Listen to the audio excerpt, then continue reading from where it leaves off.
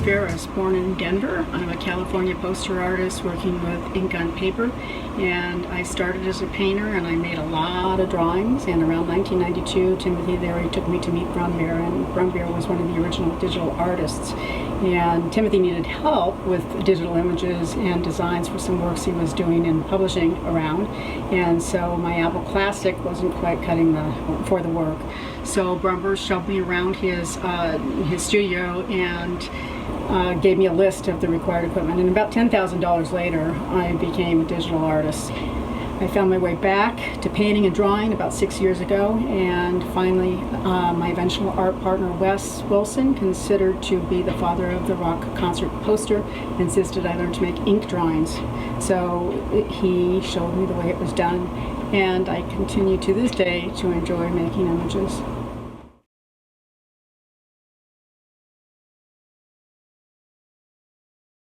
E.R.A. is my subject today because of the feminization of poverty on the rise, unequal pay still, unequal protection for us, lack of credit for women, sexual harassment continuing.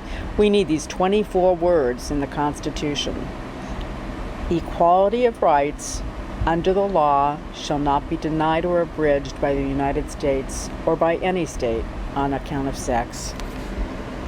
Just this year, Amendment 28 is now pending in court, ratified by the needed 38 states, knocked down unfairly by the Trump administration, unfairly using the Department of Justice to block certification to the U.S. Archivist because of expiration dates. Well, Congress voted to remove those dates, and Mitch McConnell is refusing in the Senate to even have the vote.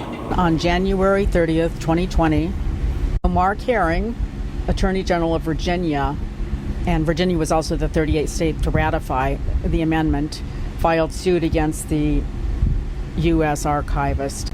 He's joined by two other attorney generals. This three-state suit is to recognize the amendment has been added to the Constitution, enshrining equal rights for women. The lead attorney in this suit, Michelle Kalin, Deputy Solicitor General for the Office of the Attorney General of Virginia, has kindly spent time with me and helped me sort the facts around the amendment. In May, Donald Trump's admin again intervened with and asked the courts to throw out the lawsuit. The lawsuit will move forward in district court, and oral arguments have not yet been scheduled.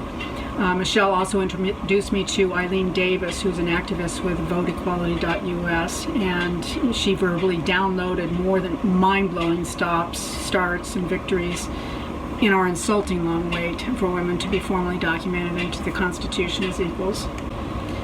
We now celebrate the 100th year of Amendment 19, women's voting rights. The rights allow us to vote in candidates to help our cause.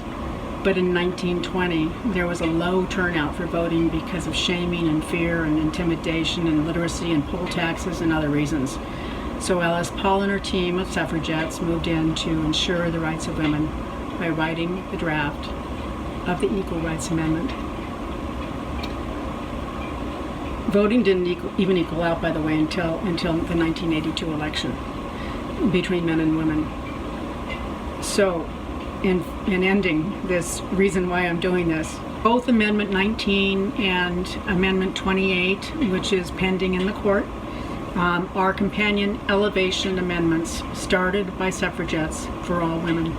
It's 2 steps. So let's let the work be finished.